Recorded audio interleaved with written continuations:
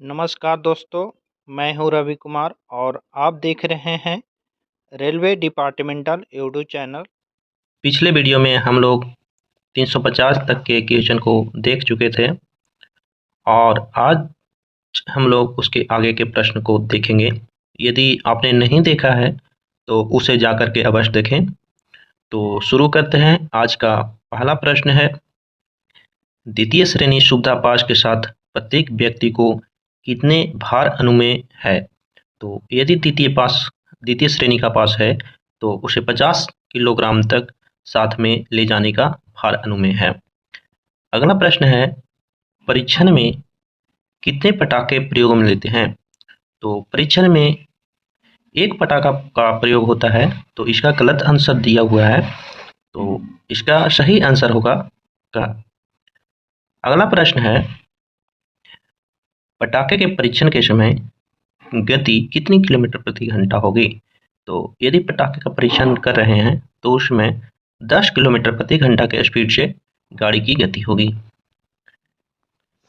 अगला प्रश्न है, गाड़ी को ढकेलते समय गति कितनी होगी जब गार्ड ब्रेक यान में न हो।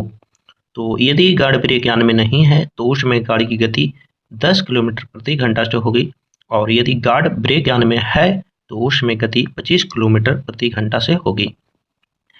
अगला प्रश्न है, दोहरी लाइन में रात्रि के समय संपूर्ण संचार व्यवस्था भंग होने पर गाड़ी की गति कितने किलोमीटर प्रति घंटा होगी। तो दोहरी लाइन में यदि संपूर्ण संचार व्यवस्था भंग हो गया है तो उसमें गाड़ी की गति 10 किलोमीटर प्रति घंटा होगी।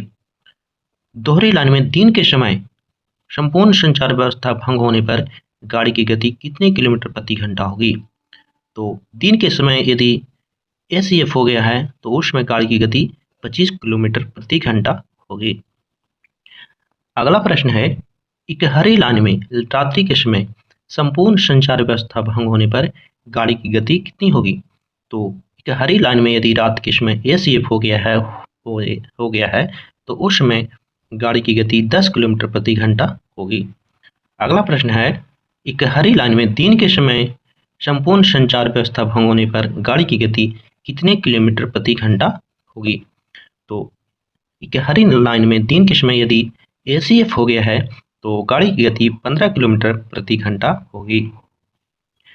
अगला प्रश्न है, ट्रैक मशीन के कार्य करते समय दृश्यता साफ न होने पर गाड़ी की गति कितनी होगी। तो दृश्यता साफ नहीं होने पर ट्रैक मशीन की स्पीड 10 किलोमीटर प्रति घंटा से होगी।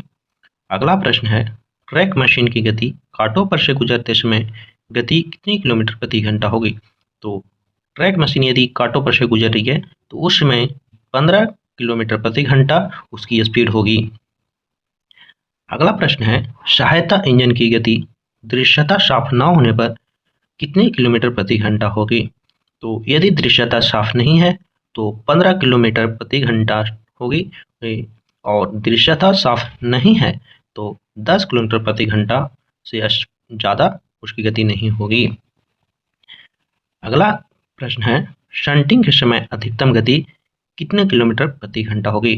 तो शंटिंग करते समय 15 किलोमीटर प्रति घंटा के स्पीड से होगी। अगला प्रश्न है, विस्फोटक से भरे डिब्बे की शंटिंग कितने किलोमीटर प्रति घंटा होगी।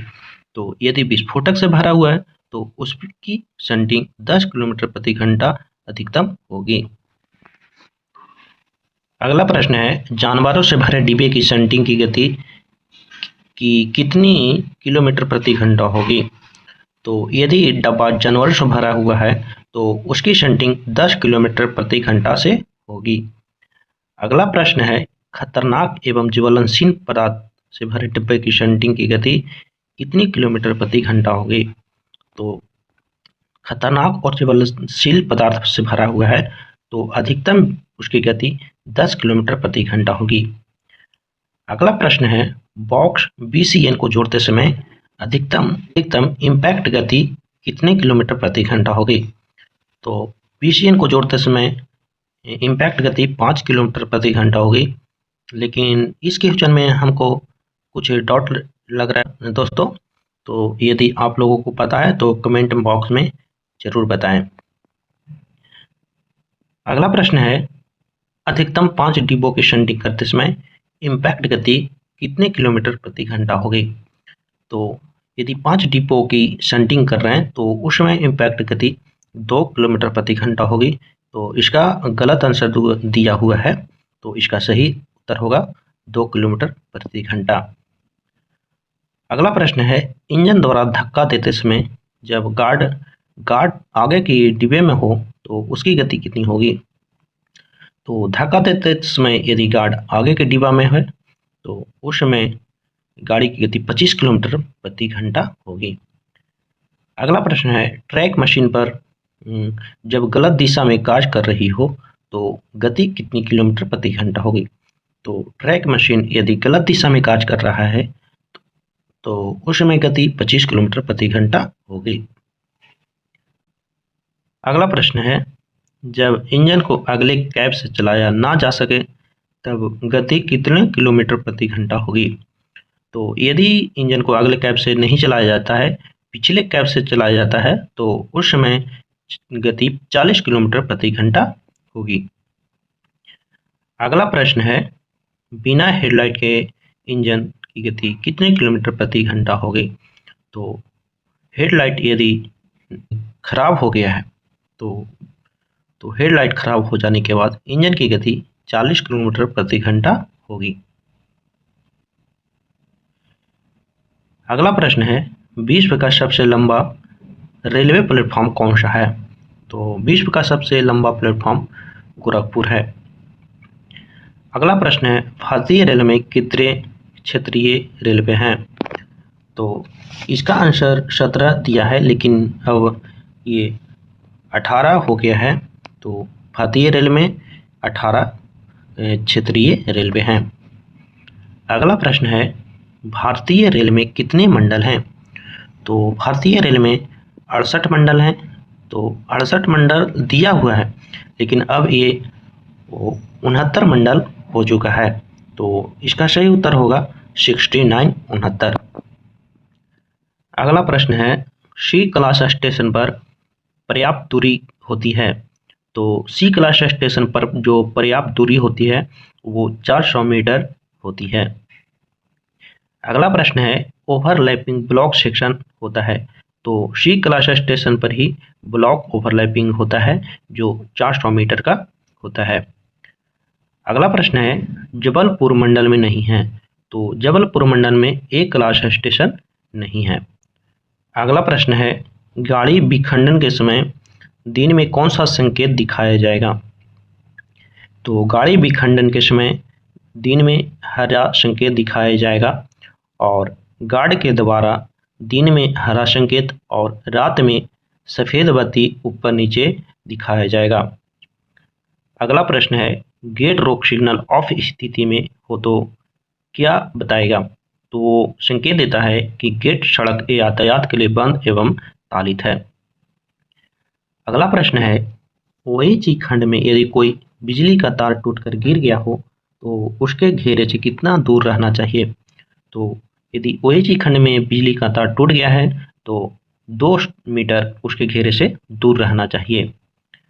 अगला प्रश्न है, पहला लोकोमोटिव चितरंजन में कब बनाया गया था? तो पहला लोकोमोटिव 1950 में बनाया गया था। अगला प्रश्न है, भारत और पाकिस्तान के मध्य चलने वाली ट्रेन कौन सी है? तो समझौता एक्सप्रेस जो भारत और पाकिस्तान के बीच चलती है।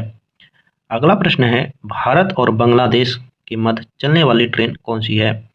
तो मैत्री एक्सप्रेस जो भारत और बांग्लादेश के मध्य चलने वाली ट्रेन है। अगला प्रश्न है, जीवन रेखा एक्सप्रेस किस वर्ष शुरू हुई?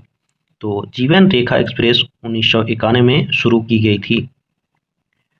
अगला प्रश्न है, भारतीय रेल का संग्रहालय कहाँ है? तो भारतीय रेल का संग्रहालय दिल्ली में स्थित है। अगला प्रश्न है, पूर्व रेलवे का मुख्यालय कहाँ है? तो पूर्व रेलवे का मुख्यालय कोलकाता में स्थित है।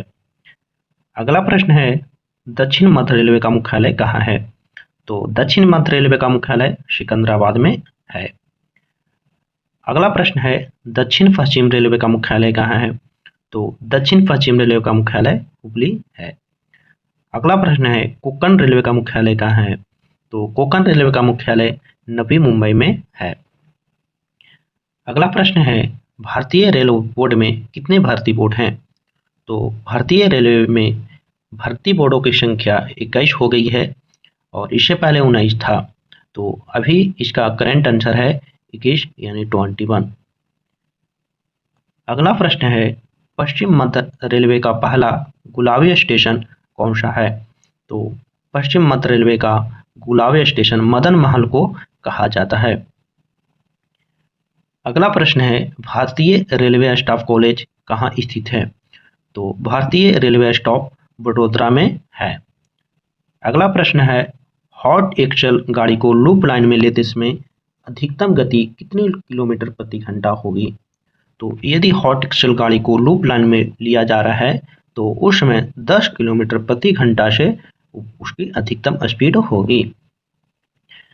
अगला प्रश्न है फ्लैट टायर युक्त गाड़ी के ब्लॉक सेक्शन क्लियर करते समय अधिकतम गति कितनी किलोमीटर प्रति घंटा होगी? तो फ्लैट टायर युक्त गाड़ी को यदि ब्लॉक सेक्शन के क्लियर कर रहा है तो उस समय अधिकतम गति 20 किलोमीटर प्रति घंटा होगी। तो इसका 30 किलोमीटर प्रति घंटा ये गलत दिया हुआ है, तो इसका सही उत्तर होगा 20 किलोमीटर प्रति घंटा यानी 20 kmph। अगला प्रश्न है टावर वैगन की अधिकतम गति कितने किलोमीटर प्रति घंटा होती है? तो टावर वैगन की अधिकतम गति 40 किलोमीटर प्रति घंटा होती है। अगला प्रश्न है टीटीएम की गति कितनी किलोमीटर प्रति घंटा होती है? तो टीटीएम की भी प्रति घंटा 40 kmph से होती है। अगला प्रश्न है टीटीएम की गति किसके द्वारा निर्धारित की जाती है? तो टीटीएम की गति का निर्धारण सीआरएस के द्वारा किया जाता है। अगला प्रश्न है पैनल ब्लॉक ब्लैंक होने पर स्टेशन को क्या माना जाएगा? तो यदि पैनल ब्लैंक हो गया है तो स्टेशन को नॉन इंटरलॉक माना जाएगा। अगला प्रश्न है सिग्नल ब्लैंक होने पर कांटों को क्या माना जाएगा? तो सिग्नल यदि ब्लैंक हो गया है तो कांटों को भी नॉन इंटरलॉक माना जाएगा। दोस्तों आज हम लोग 400 महत्वपूर्ण प्रश्न को कर चुके हैं, तो आप इसे सभी प्रश्न को अवश्य देखें जो परीक्षा के लिए बहुत ही महत्वपूर्ण प्रश्न है।